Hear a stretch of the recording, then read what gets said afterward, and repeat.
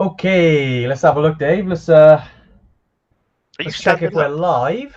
You Yeah, gonna I know. Standing up today. stand up for the whole life? Yeah, it's fine. It's only an hour. It's Yeah, far longer on a trek, mate. yeah, that's true. I thought I'd stand up today. Right. Okay. Let's check if we're live, guys. Let's have a little look. I'll see if we're getting any numbers as we're dropping in. Yeah, if you do drop in, guys, do say a little hello, a little hola, a little wave, a little Borda. boreda. Yeah, it'd be great to see who's on. Let's have a look. Let's wait a little bit. Okay, we got Lord James. James, great to see you, mate. Thanks for joining us as always. Jane, Diane, Shona, Laura, Marky V. Marky V, I was going to, typical yesterday, because I'm going to Norway next week. I was going to pick your brains. We've kind of got most of it sorted, but maybe I'll call you maybe this afternoon if you're free. Mona's on as well. Yeti's just north of Fanny Street and slightly west of Lovage Close. Yeah, very accurate directions there. Yeah, you must have heard that on the grapevine that we're close to Fanny Street. So yeah, great. Are we? Uh, on that map, Fanny Street was here, and Lovitch Close was there, and we were between the two. I have no idea what you guys are talking about. This is an in joke on the Tuesday tune in that I am Sorry, not I part of. will. I will lay these bag of snakes out straight. They are basically there was a map that was bought. I think it was for Leah, and on there it had all the funny names of the UK place names. Yeah, Oh, one of them was yeah, Fanny Street. yeah. I That's see. not a rude term. That is an actual street. Yeah. Anyway, back to the Tuesday tune-in. Dave, sorry, mate, I've been hogging the limelight. Yeah, how are you this morning? Yeah, I'm Obviously, alright, we're in mate. different Yeah. places. No, I'm good. Yeah, I'm good. You're in the yak. Yeah, I am. just kicking about a Oh, barrel there, was it, mate? sorry, no, it was a chair. It's in the way. I'm standing up Yeah. to do the live today. It's quite warm. It's quite cozy in here today. I got the little fire on. I'm in the yeah, working from home this week because I'm actually getting married on Saturday, so I'm trying to be good and obviously you don't want to get isolated before the wedding, otherwise that would be game over. So yeah, just trying to Yeah. be good this week Yeah. as much You as getting married possible. on Saturday? Apparently, yeah, I've Oh, been told right. just to turn up. So No, I'm going hiking. Weird. okay.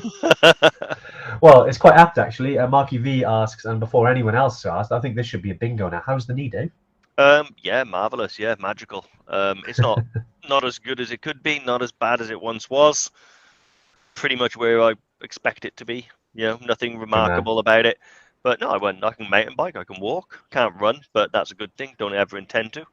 But yeah, no, not bad, not bad. You've been out cycling though, haven't you? So you've been Yeah, I putting did. some work in, right? 12 miles mountain biking the other day, so doing some downhill stuff. So it's slowly getting back. I just got to make sure I don't crash. If I crash, it's game over. But yeah, but well, what's the odds of that happening? Brilliant. Well, look, mate, good to see the knee is on the mend. Yeah, you'll be back on obviously the trails soon. I know we're hopefully going to Toupcal in January, right? So Yeah, yeah, hopefully the knee's good for Toupcal. yeah. Oh, some decent numbers coming in now. Yeah, great to see people on here as well. Leah, all the way from Australia, great to see you, mate. Lorna, Dave, Jerome as well. Jerome, great to see you on here, mate. Paul and Jan, congratulations for Saturday. Cheers. Yes, Brian. Yeah, last one as a technical single man. I wouldn't tell Jen that. I've been Yeah, no, single the last 5 years, but I know what yeah. you mean. But yeah, very excited. But right, anyway, let's get back to the Tuesday tune-in, Dave. And I know this was something that you kind of brought up the other day, and we thought, around age, wasn't it? And Yeah. we thought, right, let's talk about age. Why not? Well, yeah, well, because we get asked quite a lot of questions, Yeah, and it's becoming more and more frequent about people that want to bring a child to EBC yeah, or they want to go with their parent. So the question that pops up is, how old is too old? How young is too young? Is yeah, there an upper age limit? Is there a lower age limit to be able to get to something like Everest Base Camp? And, is it possible to make, the Himalayas a bit of a family affair?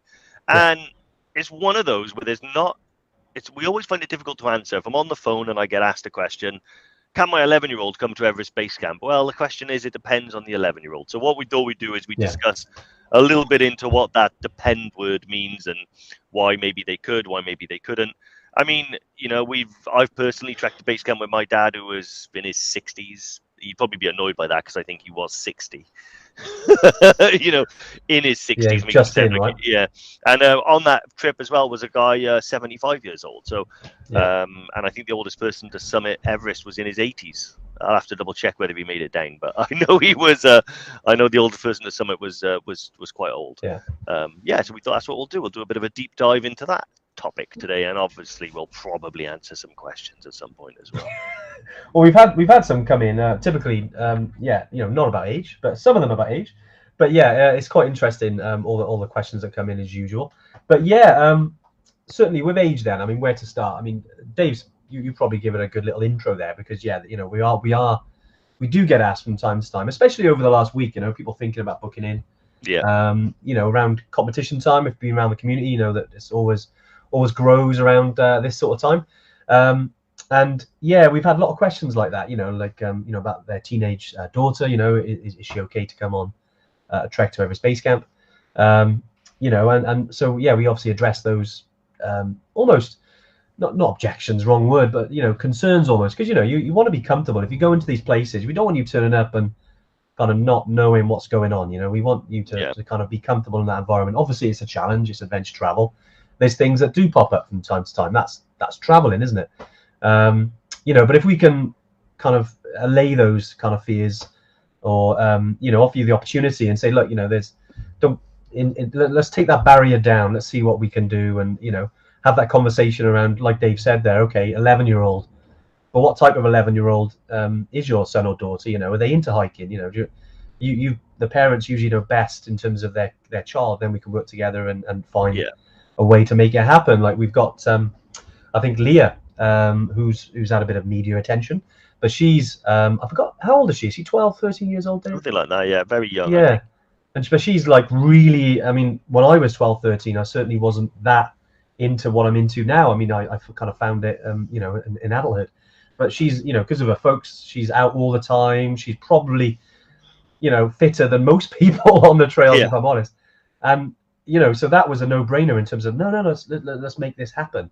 And obviously on the flip side of that, it is one of those that you do get 11-year-olds who certainly probably couldn't make it.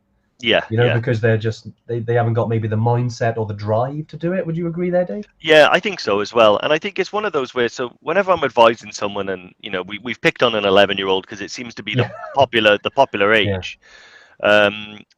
Any younger than that, and you've got to question whether they've got the kind of the physical ability. Some will, some won't, but probably the majority won't have the physical ability to carry themselves at altitude for 11 days without, causing themselves undue, discomfort. And then the other side of it is, well, there are risks that everyone accepts when they go to Everest Base Camp. So if you are taking an 11-year-old with you, you need to understand that you are going to extreme altitude. You can get sick, and you can get, quite unwell and need an evacuation. And that can be quite scary for someone who's perhaps, not as experienced in life as someone who is. Like someone who's like 50, seen it all, been there, done that, will get altitude sickness and chop it down and water off a duck's back. But for a young person, that could potentially be quite traumatic. Could be in quite a scary situation, getting ill at the night in Gorik Shep and having to get a helicopter. So what we always say is be aware of that, and then look at your own child and really think to yourself, well, if you've taken them hiking with you all your life and they're used to being in the mountains, they've been freezing cold, they've been boiling, they've been wet, and they've been through the mill a little bit with you, then I would say, there's probably no reason why they couldn't go with you.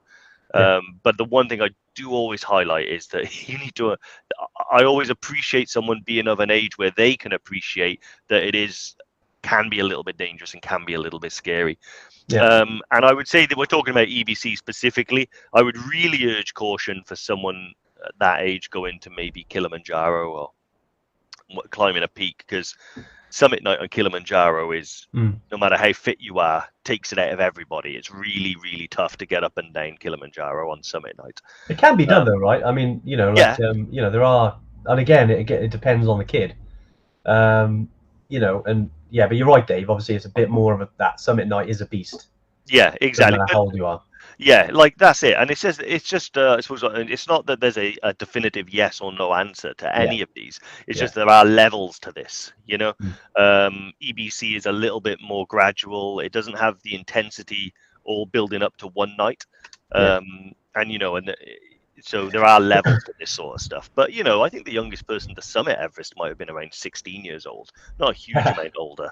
So you know, like I said, it does depend on the It's achievable. individual. Yeah, Yeah, definitely. and And you know, Paul, sorry, Paul's there. He says, you know, he's put the so have Evertrek got a minimum age limit, and the question is no, because we, you know, if someone is under 18, you have to be 18 to book on your own.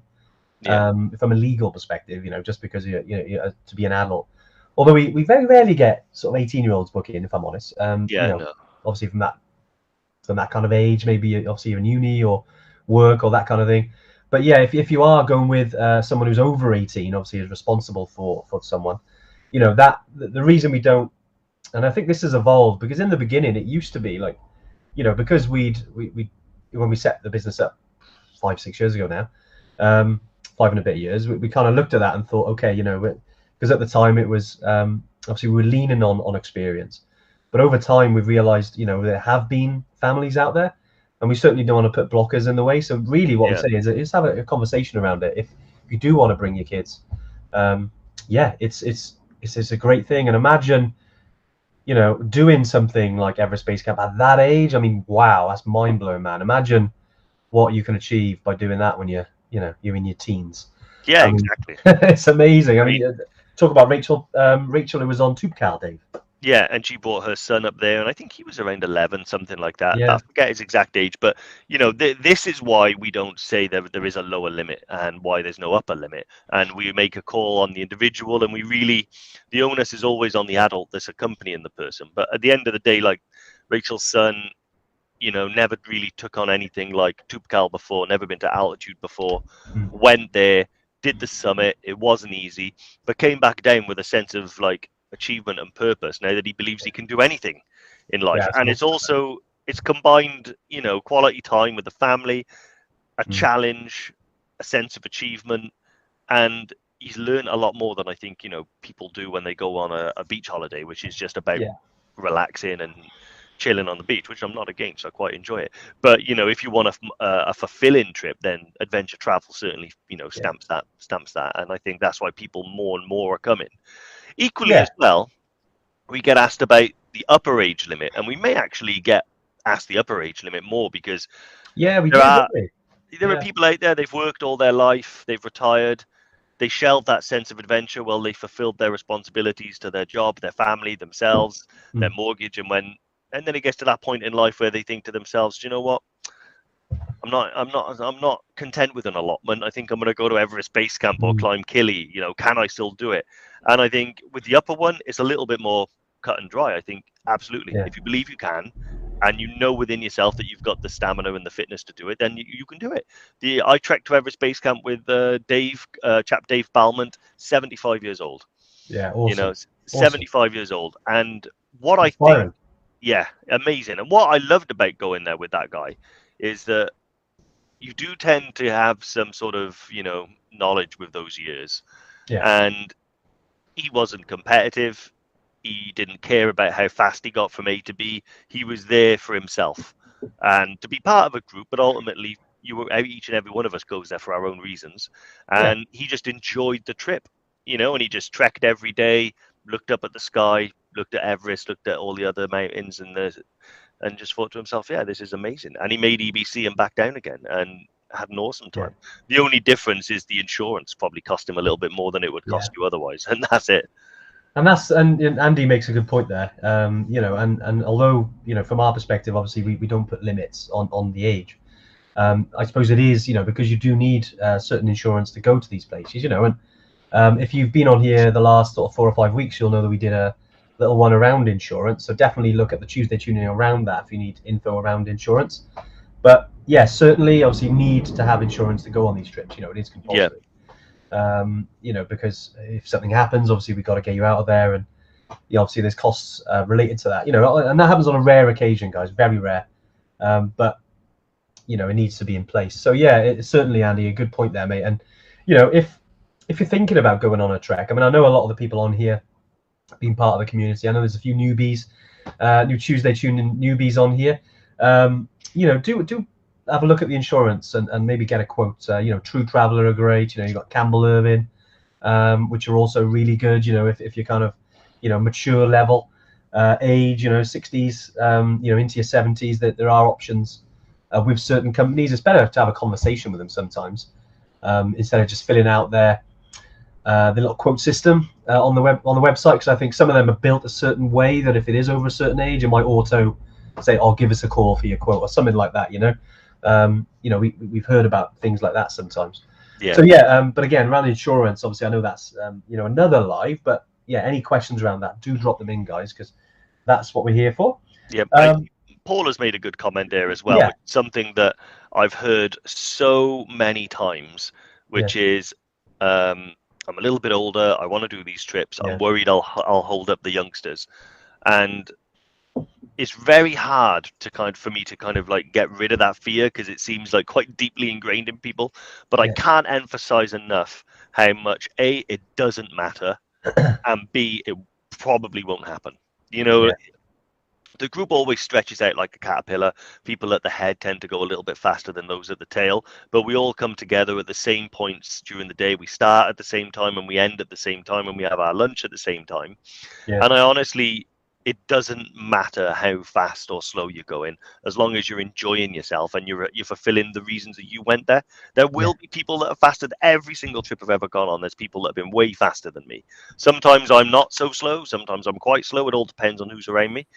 But it doesn't matter. You're there for you. There'll always be others in the group that are going at your pace. The guides never leave anyone on their own. So, you just go there and you just enjoy yourself, and you go there for your own reasons and enjoy the group dynamic and stuff like that. But don't worry about what anyone else is doing. You can go too fast. You can't go too slow. Exactly, Dave. Exactly. And you know what, as well, I think if they do rush, and I've seen it, and I've been with people who are faster than me, and then the next day they're at the back because they might have a headache, or they'll be obviously, the guide might tell them, "Look, guys, slow down. Let's go at the back today." But you know what? There's real advantage to being slow. Especially on high altitude. On these kind of treks that we do. On Killy, like I remember we were going so slow on Killy, my watch didn't track that we were actually physically moving. So because the moving time, I thought we're moving for 2.5 hours, even though it's taken us 8, because we were going that slow. We're moving on the watch. So yeah, it's crazy, isn't it? But yeah, just reading some of the comments there, and Shona saying to Paula, was it having water we used? Seriously, nothing to worry about, Paula. So Paula, we need to strap some weights on you and slow you down then, by the sound of it. So yeah, Paula, you'll do just fine, mate. You'll do just fine. Andy's kind of got it in a nutshell there. He was on Killy. There was a guy hanging at the back. They all wondered if he was ill. Nah, he was just chilling, getting to know his guide and taking loads of photos. Awesome. That's what it's about. That's what it's about. And there are levels to this stuff, when you go in to there are some mountains that you can climb and you can go fast if you want. There, pretty much any mountain in the UK you can try and get up and down as quickly as you can. But you have to acknowledge the fact that you're going to altitude and the effect that altitude has on the body. That's why you're going there, really. Yeah. It's because of how high in the sky it is that makes it a challenge. And to ignore the altitude and to ignore the advice to go slow, gain altitude gradually, drink plenty of water, do all those things, really what you're doing is you're rolling the dice. You might make it, you might not, but you're not giving yourself the best chance of success on the mountain, and that goes for any high altitude mountain. You need to acknowledge that you are trekking at altitude. But going back to the age thing, I actually think the upper age limit, I'm pretty certain, as long as you're willing to pay the price, there's a company that'll insure you. Given the age of some of the people that have summited Everest, I'm pretty certain, I should have done research on this, but I'm pretty sure it was a Japanese guy up in his 80s who actually did that. And the lower age limit, again, it carries a few more concerns, because not every 11-year-old is equal. Some of them are more athletic than others, some of them have had more experience than others, so it does come down to the individual, and we always have a conversation, but we never like to say no and put a stop on things, because we want people to achieve amazing things. And it's what we're about. Exactly. Yeah, some great comments as well. I think I'll bring in Sabrina here, her question. So we'll bring it up. Hopefully, it doesn't show all of it. But anyway, do you have guides to set the pace for your group? We did when I trekked Killy. Hopefully you can see all that on the screen. But yeah, it's a good point, Sabrina. I know we talked about pace then, so I thought this was quite apt. Yeah, so I know we're talking about you controlling the pace, and we always say, you're all adults, you're all there to, you all have personal responsibility for yourselves. But yes, 100%. So on all of our trips, whether that's Nepal, Tanzania, Morocco, anywhere in South America that we do, they're all guided. So none of them are self-guided. So all of us have very experienced guides. Obviously on some of the peaks that we climb, like Aconcagua, you've got international mountain guides. When you're in Nepal, you've got trekking guides. If you're climbing Island Peak, you'll have a mountain guide as well as a trekking guide. So there's always guides there, as well as assistant guides and as well as porters. Because especially in Nepal, if we're obviously when you trek Kili in Nepal, there's almost like an ecosystem with the guides, or almost how they get involved in it. So normally, all the people that live in the Sherpa villages, they usually become a porter, when they're a teenager or when they become an adult, and then they develop their language skills. Then they train to be an assistant guide over the years, and if they're really good, then assistant guide, they become a guide, and all of our guides sort of followed that similar process over the years. And some of our guides are massively experienced. I mean, geez, some of them have climbed Everest, other peaks like Manaslu, Amadablam, Choyoyu. Some of them have even guided outside of Nepal, because they're really good guides and are in demand. So yeah, you're in good hands, and they will control the pace, and they will tell you off if you're going too fast as well, because they're looking after you at the end of the day. They want you to have a good time, and yeah, if you're going too fast, they will they'll put you at the back. So I hope that answers your question, mate. Exactly. Nice, Dave. Nice. Yeah, we got a few good questions here. Leah, you need a dilly gaff attitude, and I had to Google what that meant. Dave, do you know what it is? I do. Nice. Did you Google it, or did you know? No, I know that one. No, I don't. See, I'm not in with this stuff. Yeah, does it look like I give a faff? Is what it means. Right? Did you wonder where it was going then? I think that's what it means. Yeah. No, I actually know someone that has it tattooed on his knuckles, weirdly. Wow. Yeah, when I asked him why he had it done, he said dilly gaff. So there you go. Yeah, it is awesome. Dave Rimington, he's just saw one pop up, thinking of taking the nipper down to the altitude centre for a free 30-minute induction. Do you reckon it'll give enough knowledge to dispel fears of altitude sickness? I honestly believe that knowledge does dispel fear. I think that that it will definitely help, and they'll give you basically a knowledge of how altitude affects the body, how your body reacts to altitude. So when you do go there and you start to know those things and feel those things happening, you know why it's happening, and it's nothing to be afraid of. One of the things about altitude, it's turning into a bit of an altitude one, this, isn't it? I know. Well, there it is. One of the things, we follow the path of least resistance with these guys, but altitude seems to be the topic. But yeah, when you are at altitude, the very first time I ever went there, I was, to my guide, because I wasn't anxious, but I was interested. So I was like, I'm feeling this. Is that altitude? I'm feeling this. Is that because of the altitude? And he said to me, Dave, everyone that comes to altitude starts monitoring every single tiny function in their body, and wondering if it's altitude related. The best thing you can do is not be anxious about it. And the best way for me not to be anxious about it was to understand what was happening. So yeah, I actually think it would be a great idea to get down there and see those guys and sample it itself. Although, be warned that if you are going to go on the bike with the airbags, that there will be someone with a camera and many, many funny gifs and pictures made of you. So just be warned. Exactly.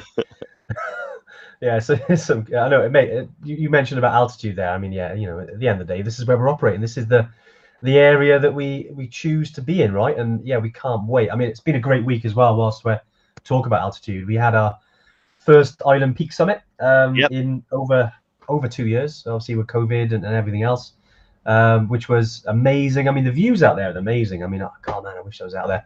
It's in Nepal. It looks fantastic. We had our first people get to Everest Base Camp in the last week. Over the 3 passes as well. Another 3 passes, into Gokyo Ri. So they went over Renjola, Chola, and Kongmela. So that's the 3 high passes.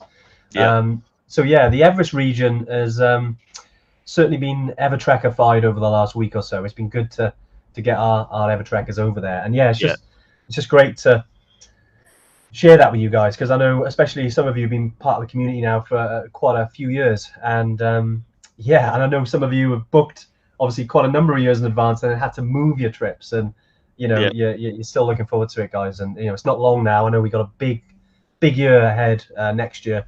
I mean, I can't believe we're almost into December already now. in 2021. But yeah, 2022 is going to be awesome. Wow, that is amazing. I It's know, like, mate. it's crazy. I mean, I would go out there now. Yeah. Honestly, strap up the knee, get out there, have an awesome time. I wouldn't worry about it. You'd But be fine. yeah, it's awesome. Um, Go on, Yeah. Dave. So I was just going to say, do you want to dive into some of the questions we've had sent? Yeah, sure. Yeah, just a reminder before we do this though, just do comment with some questions if you've got any yourself. If you're thinking about booking a trip, or maybe, I mean, there's some questions there about rescheduling. Obviously, you know, with COVID and everything, anything at all, drop in the comments if it's around age. I mean, I can see some coming already, so we'll answer those. We had some coming before the live, so yeah, do drop them in, guys, and we can, me and Dave can tackle them for you. 100%. Where do you want to start, Dave? Robert has asked, what footwear Yeah. do you recommend? Okay.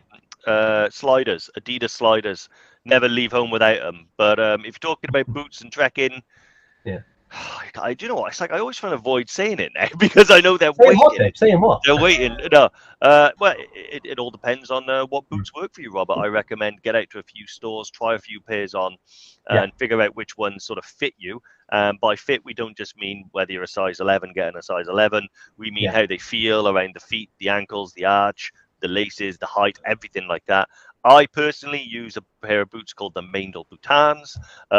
It took me a little while to work my way down to those. Yeah. And I've tried a lot of boots in the middle. They're a brown leather boot, my first brown leather boot that I bought, and it turned out to be perfect. But before then, I've tried a lot of North Face, Scarpa, Salomons, you know, stuff like that. So yeah, I would say the best way to find out what works for you is just to get out into a few shops, get a fit-in done, try a few pairs on, and then take a punt and buy a pair, and hopefully they work.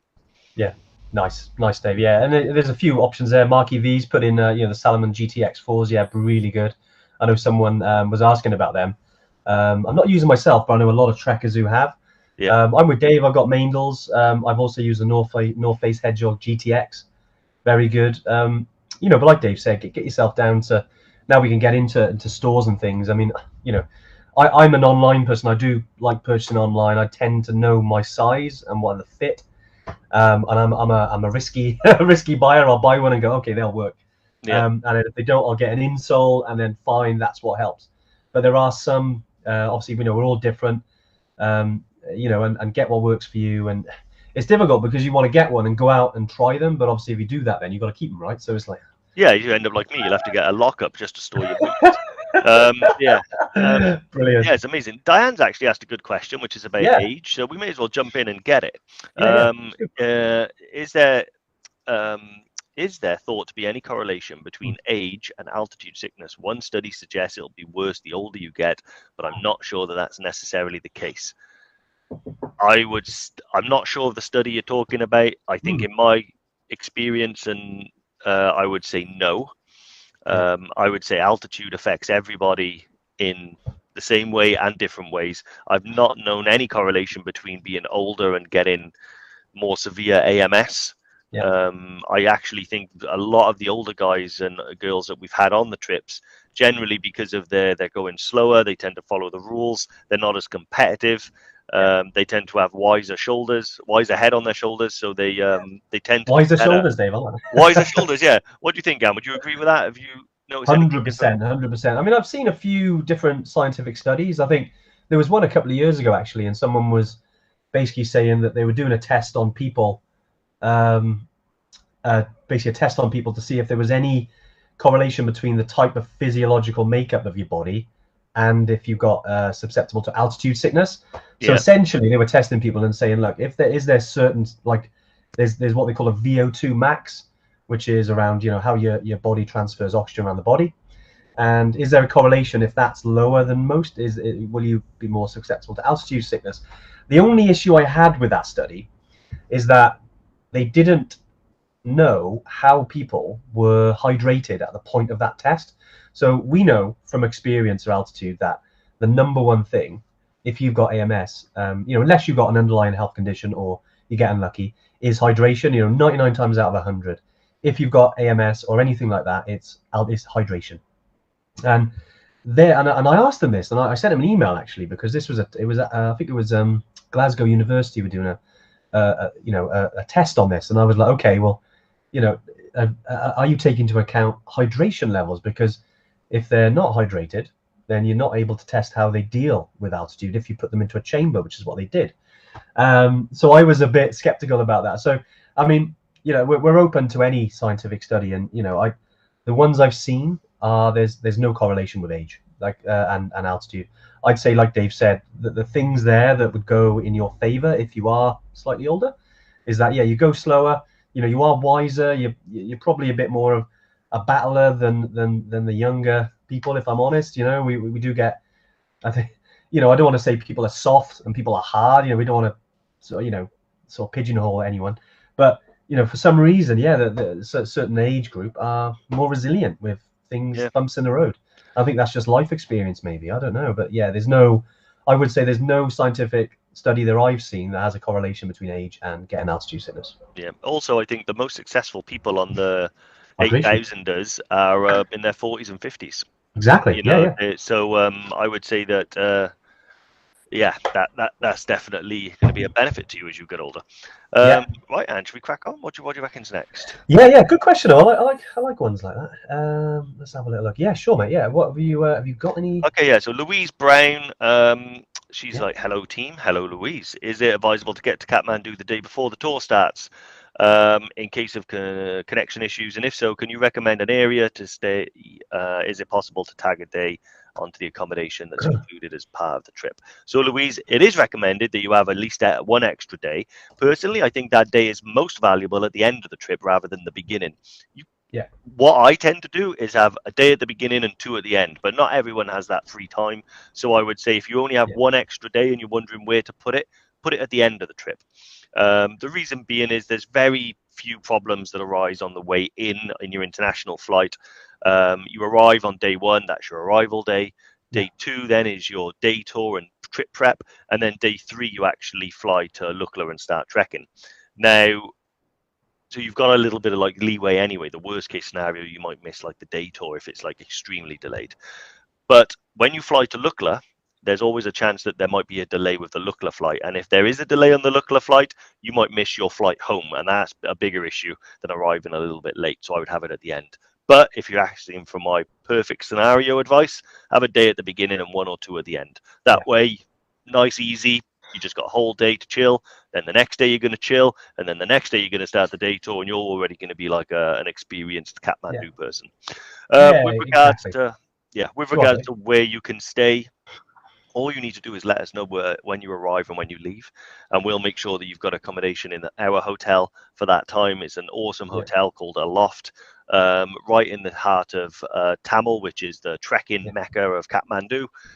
So you're right there in the middle of the action in a lovely 5-star, awesome, brand new hotel. So you don't have to worry about where to go, where to make reservations and stuff like that. You just got to let us know when you're arriving and when you're leaving. Yeah, and Aloft has been really good actually, because we had our first, second pair of Evertrekkers, I should say, because we had some during when we got some customers stuck there when lockdown happened in March last year. When it all locked down and Nepal shut the borders and the UK, etc. And we had some people stay in Aloft. So because of their hospitality and how great they were opening up the hotel and looking after our Evertrekkers, we've got a good relationship with them. So we decided to continue that onwards.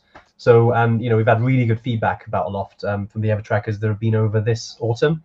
So it's a great place. And as Dave said there, anything outside of the itinerary obviously is covered. Because they're additional nights, obviously they're chargeable. So if you are thinking of having additional nights, and there's a cost attributed to that. But it's just once you upload your flight details, we can kind of see, okay, right, you've got a day before and 2 days after or 3 days after. We can accommodate that 100%. We can get it. We can get that sorted. Dave, it's quite good actually. I've seen someone ask around gloves. I know we've talked. Sorry, going completely off the radar now to a completely different one. And we did do actually a live all about gloves many moons ago. Didn't we? Which was a bit mad. We were like, what did we talk about? And I was like, gloves. But Vu Walker, hi guys. Any glove recommendations? My hands die in cold at sea level. Never mind Island Peak. A good question. There's so many different glove options, and we have seen people with like Raynaud's disease. People who are susceptible to cold extremities like hands and obviously their feet. There are a lot of different options. I'd say the best ones I've seen, I mean, Black Diamond tend to do a really good range of basically ski gloves, which are basically they're really good at not getting wet because they're used to being around snow, and they got like down in the glove itself, so they're insulated. Like I've got a pair of Black Diamond insulated gloves. I was just researching the name of them then, but then I got a pop-up saying, "Hey, it's Black Friday." All these Black Friday deals, yeah. And these ones are called, I think they're the Black Diamond Guide gloves. They seem to be good. They're pricey, around about £80 to £100, but they're good, and they've got good grips as well. So if you're having ice axe, maybe you're changing, unclipping your Juma, your carabiner, on ropes, things like that, or even if you've got trekking poles, you've got good grip on them. So yeah, they're really good. I have used them before. I've also got mittens, so if it gets really cold, they're not the best for handling anything, but if it gets really, really cold, you've got, you're insulated. Yeah, exactly. Yeah, there's a lot out there. Black Diamond, I think Spider do really good ones. That's Spider with a Y, SPYDER. They do really good. There's so many different. I mean, Rab do some really good ones now as well, don't they, Dave? And Montaigne. Yeah, so I like the Primaloft ones. They're like little down jackets for your hands. They pack up really small, but the amount of warmth they provide for their weight and size is fantastic. Generally, when I'm like, the weather changes all the time, and so your hands might go through levels of cold. So sometimes you just might need a little liner on just to take the edge off. Sometimes you might want a thicker, more insulated, like Primaloft type glove. Yeah. And then other times you just want something that's just going to like warm your hands up. Mark Beecroft has mentioned there those mitts, those old style Dachstein mitts. I've actually got a pair. They're great. They look like something you'd expect to see a Polar Explorer wearing in a black and white picture. But they are. But yeah, really good recommendation from Mark. Yeah. He's a man that's spent a lot of time in the mountains, and I've got a pair myself, and they really help. I think when you just sat down and you're having something to eat or something, and it's like really cold, you just put those on, and it just keeps your hands nice and warm. And they're really great. You can't go wrong.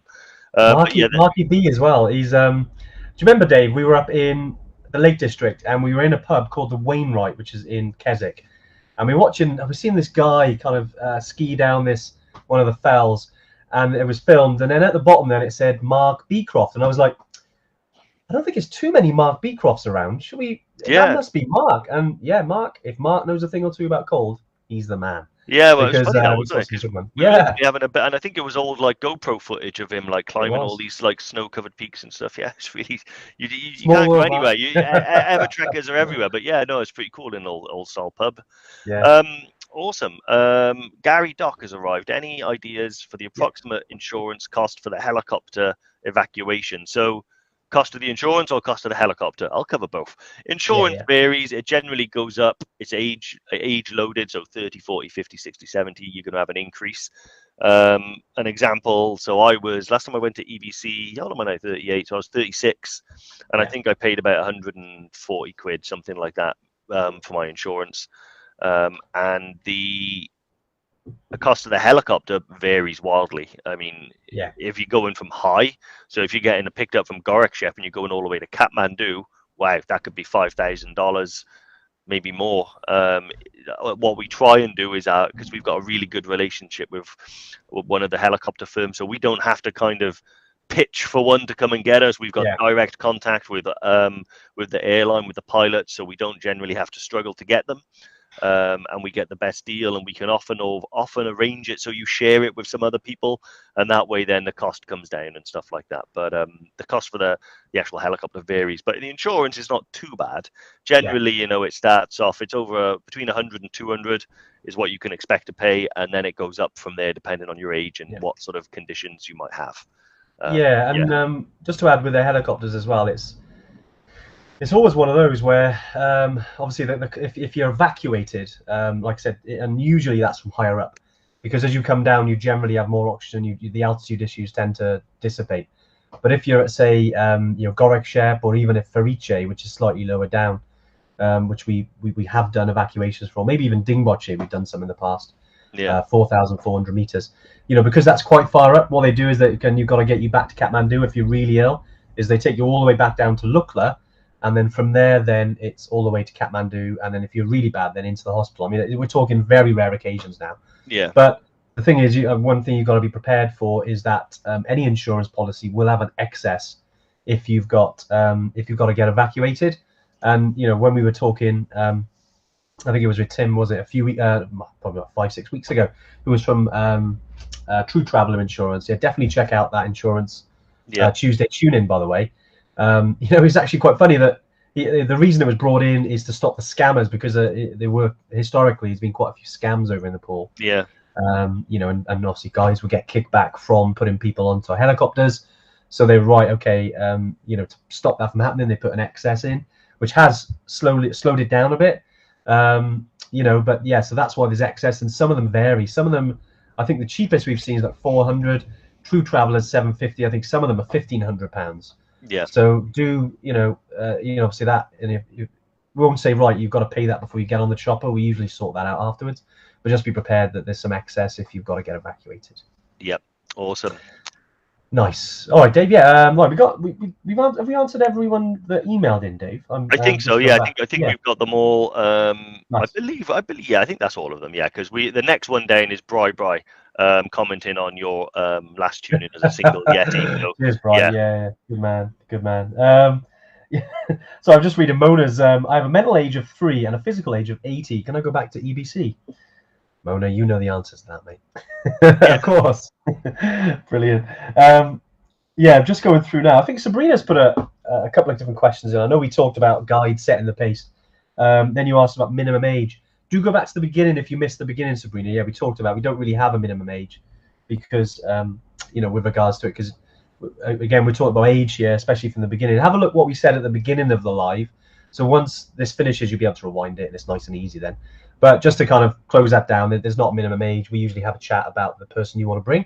Yeah. If they're under 18, then obviously they do need accompanied by an adult, but we can have a chat. About that. Yep, awesome. So another question, Leah, Yeah. Davo, why aren't you wearing a knee brace while riding? I do. I can't ride with my big metal thing. It's just too uncomfortable. But I do have a brace on and knee pads. Yeah. So it's pretty well held together. So another one, Paul Brington says, ever go to our minimum age? Again, no, but have a look at the beginning. And then we got another question here. So we're scrolling down. No. Vu Walker, hi guys. Any glove recommendations as my hands die in the cold? See all the conversation we've just did. Going on another great tangent. I need a new day pack. Any tips or recommendations would be greatly appreciated. That's from Jan. Awesome. A new question. Jan, I think you can't go wrong with an Osprey Talon. That tends to be the gold standard. It's certainly the most seen and used bag that I've seen out on the hills everywhere around the world. Yeah. So if you're talking at a day pack for something like EBC or Kili, around 30 litres would be great. But then you can move around from there and try different brands and, 25 litres. I certainly wouldn't go much more than sort of 40 because the bigger the bag, the more you tend to carry and the heavier it gets. Yeah. So my bags tend to be around 25 to 30 litres just for a day pack, depending on what I'm doing. If I'm going to EBC or Kili, you generally don't need to carry that much yourself, just water, hat, gloves, spare jacket type thing, some snacks. But if I'm going up into Brecon and or Scotland and I'm going to be out for a long time on my own, I might use my bigger bag, like a 35 to 40 litre, because I've got to have more backup in there, like a flask, hot drinks, maybe even like a bivvy or something like that, just in case. So, but yeah, to answer your question, start off with an Osprey Talon 30 litre and then check out different brands that are equivalent to that. Nice. Sabrina's asked around Machu Picchu, actually. This is a good question.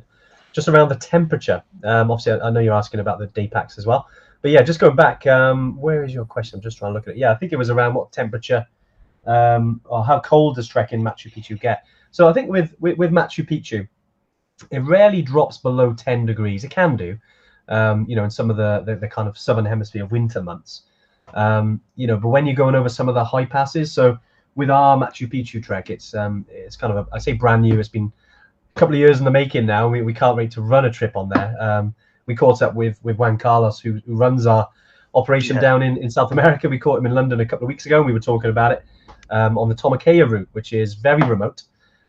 It's very quiet, but you do go over a high pass called Tokto Pass, which is just below 4,900 meters, and then you drop down to Machu Picchu. Then, so it does get colder when you're going over Tokto Pass. So you imagine, you're probably almost 1,500, 1,800 meters above where you are with Machu Picchu. So it could touch the 0 degrees there.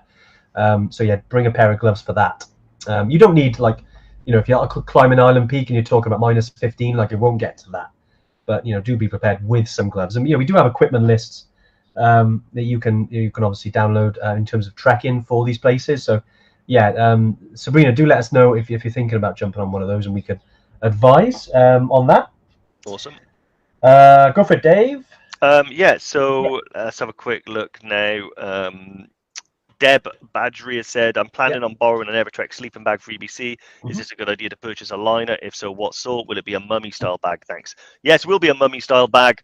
Highly recommend you get a liner. The bags are not brand new. They're as clean as we can possibly get them, but they're not, fresh out they're not box fresh. So they're designed to keep you warm and keep you alive. What I personally recommend is get a liner. It only ever adds to the strength of the sleeping bag by keeping you a bit warmer, but it also means that the thing you're actually sleeping in is brand new and clean and fresh and smells lovely.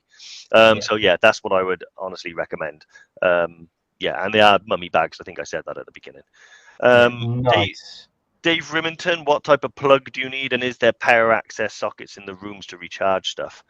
So good question. I'm gonna have a quick look. I don't. See if you've got it. We'll go on there, Dave. Yeah, I usually do have one, but I don't think I do. I wouldn't worry about getting a plug before you actually arrive there. In every single shop in Kathmandu, there are these tiny little grey adapters where a UK plug can go in, and then they're like 20 pence, if that. So they're everywhere in Kathmandu. You can't miss them. Quite often as well, a UK plug will just go straight into the wall as well. They have multiple sockets in a lot of the lodges. What I also recommend as well is bringing a power bank as well. So I'm at a stage now where I pretty much just rely on my power banks. When I'm trekking and in the lodges, I'll just use those. Occasionally I will have power, but actually more than sort of charge my phone or whatever, or my camera, I'll probably just charge my power bank. But yeah, with regards to the adapter, it's just a 2-prong adapter, very simple thing, and you can get them everywhere in Kathmandu. In fact, the first one ever Andy gave to me before I left for Kathmandu. The day before I left, you gave me a little present, which was the one that you brought back with you. Now I've got about 50 of them. I'm convinced one's in my drawer there, but I just can't be bothered to dig through. Well, now you pretty much power Nepal, right? When you go over there. That's, pretty much power Nepal. Yeah, with my power banks. Yeah. I mean, Tesla need to have a contract with you. You've got that many batteries. Dave. Yeah, exactly. Well, the thing is, I pretty much bring all of my electricity from home, but it helps because there are people on every single trek that I go on that need to lend a power bank. Their phones died. They want to make a call. They want to charge their camera. They want to do this, that, the other. And as I'm 9 times out of 10 always out there with some customers and stuff, it's nice to have that backup. So I recommend bring a power bank or two, and that'll cover you. But if not, you can usually charge in the lodges. Most of them don't have power in the rooms, although some do. A lot of them you actually have to go into the main eat-in, sit-in area, and you can pay, and then they'll charge your phone for you behind the counter. Exactly. Paul Evans asked a couple of good questions, actually. Paul, how's it going, mate? Hey, guys, on the EBC trek, can we leave a bag case at the hotel for clothing for items not going on the trek? And then you asked another question as well about toilets. We'll come back to that now. But yeah, when you arrive in Nepal and you go to like Hotel Aloft, so you have a briefing. What you do then in Nepal, you actually get a bag, a duffel bag from us, so you can use that for the trek.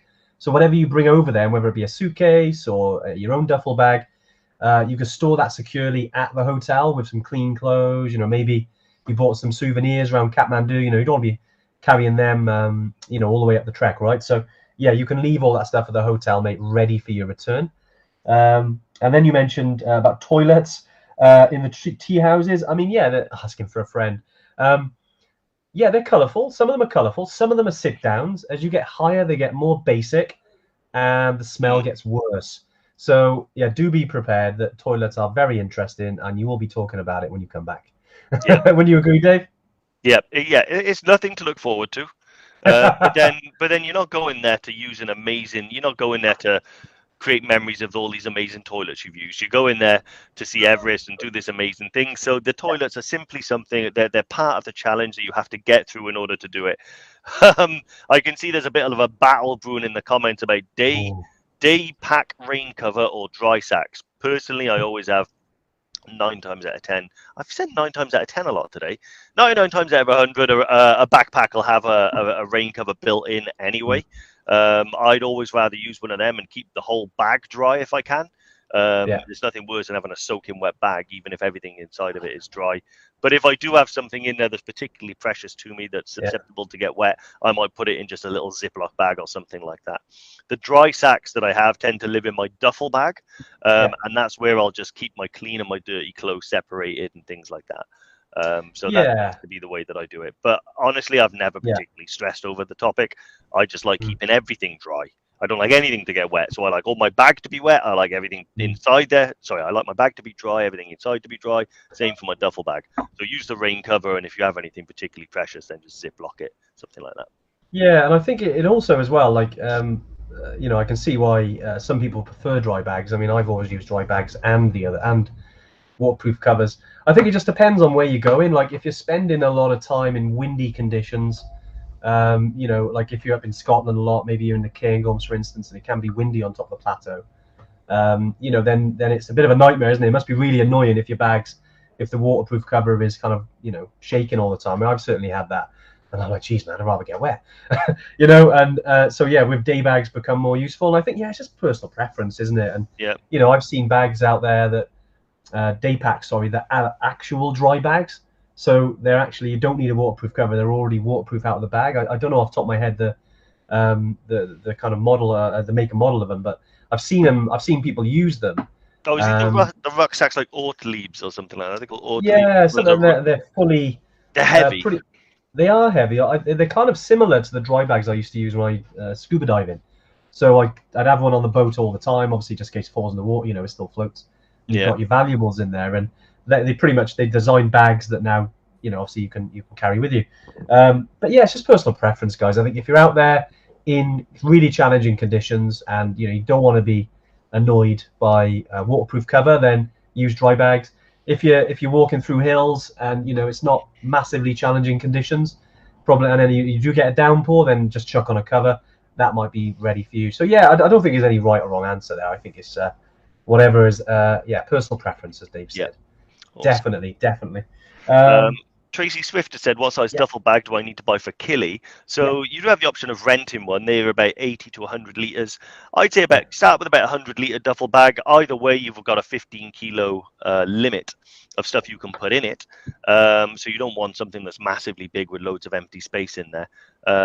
Although I did bring like 130-litre, but that's because it's the only bag that I've got. Actually, no, that's a lie. I've got 3, but that's the only bag that I use. But I'd say about 100-litre duffel bag is pretty much all you require. And then, you can go from there. You can afford to go as low as 80, and you can afford to go a bit more as well. But I would say about 100-litre duffel bag is about right. Yeah, exactly. Sean has talked about charging points there. Yeah, it's good. It's whenever you get a charging point, make the use of it. As we said there, it's especially in Namche. So if you're on the way up to Everest Base Camp, Namche is one of the only best charging points that you can get. And it always changes. Sometimes it's free. Sometimes they'll say, oh, no, it's chargeable now because it costs them money. Because it depends on weather. Sometimes quite a lot of these places are solar charged. Excuse me. So yeah, if it costs them money, they might charge you from time to time. Sometimes it's free. Sometimes you might get lucky and have a room that has a little plug. And then everyone will be coming over and saying, can I use the electricity? Yeah, exactly. The good thing is quite often on your door, there is like a little latch that you can slide over and lock. And then if you put the noise cancelling headphones on, you'll never know that they're there. Jane has said, Dave, you could open up a shop with all the kit. Yeah, but that's because I'm a degenerate. I've got I buy things because I can half the time, and not because I need them. But actually, the duffel bag that I've got is the North Face Base Camp duffel bag. And it's brilliant. It's the best bag I've ever had. It's still going strong, years of use and abuse. And it's bright yellow, which I thought would be great for landing at the airport because I'd be able to spot it, not realizing that, for places like Kathmandu, it's a very popular duffel bag. So every North Face duffel bag is bright yellow. So the chances of someone picking up mine now has increased. So that's why you need to have a Trek one, Dave. Yeah, If it yeah. gets picked Well, up. that is true. Yeah, yeah. But I think I've written Evertrek on the side of it, so that does it technically counts. Brilliant, brilliant. Well, look, what we are? I mean, wow, it's almost an hour already. It's just crazy. Flown by today, flown by. I hope it's been really useful today. Yeah, a couple of questions to kind of finish off. We will have is there Tuesday tune in next week? Yeah, Dave, I know you're flying solo next week, aren't you? Flying solo, yeah. Unless I can grab one of these, one of my Yetis to join me, Yeah, you know. Yeah, look. You've got Alison here. Look, she stands up like a crazy person. Stands at the desk, you know. So she might join us, Jeez, and wow, then proper into the yeah, dancing there. Nice, that is Al. brilliant. Yeah, and then there's this one here, but if she's on there, who's on the comment? Look, you can almost see her screen. There's like loads of comments there. So yeah. See, are And you where's listening? Fee? Are you listening to the live, Lauren, in those headphones? Oh yeah, it's a bit of a delay. She's still going. It's still Wow, happening. wow, Fee, she I is think's good. out there. Fee is out there. I'm pretty sure that She's if lunching. yeah, it's still happening. The dancing is still going on. This Wow, is what happens that when is you good energy. yeah, yeah, yeah. It's because she stands up at her desk all day like a crazy She does person. like to stand up. I know I'm standing up for the live today. I thought it'd be different. The lesser painted Yeti. Is there a lesser paint? I think is there any other one in? I think Fee's the only other He's got one a with a couple of tattoo. yeah, yeah. Yeah, Although secret locations, I don't know. yeah. I'm not sure where they are. I think she's got one on her ankle. But yeah. So yeah, you never know. Might get one of the lassies in to join me. Always Yeah, fun. maybe. Never know. Evertrekker could also jump on the live. You never know. Yeah, maybe we'll force Ali to come on. She can tell us what it's like to hike up That's to Half Dome and in Yosemite and stuff like that. Because she's done Yosemite. I think she walked down from Half Dome barefooted. Ali, is that right? I think she's cheers, dancing. guys. She thinks she's dancing. She's got music on. Nice. Yeah, cheers for the messages as well. Coming in. Yeah, cheers, Jerome. Cheers, Ramona. Yeah, it's going to be interesting. Yeah, it's going to be a busy weekend, and then I'm off to Norway for a week for a little honeymoon for 6-7 days. So yeah, I'll come back with some stories. Yeah, because we've been looking at running some trips in Scandinavia, so opportunity to go out there and catch up with them as well as have some fun. So yeah, I hope all is well, and obviously you're in great hands with Dave, and whoever joins the live next week. But right, Dave, yeah, any final thoughts, then, mate, about age? I mean, it seems like it's been an age since we talked about age. Yeah, yeah. It's one of those. Remember, it's like the early TTIs It where is. we'd have a subject. We go right today. We're going to talk about boots. Right, straight I on. know. But yeah, I think that there's no strict age limits. Yeah.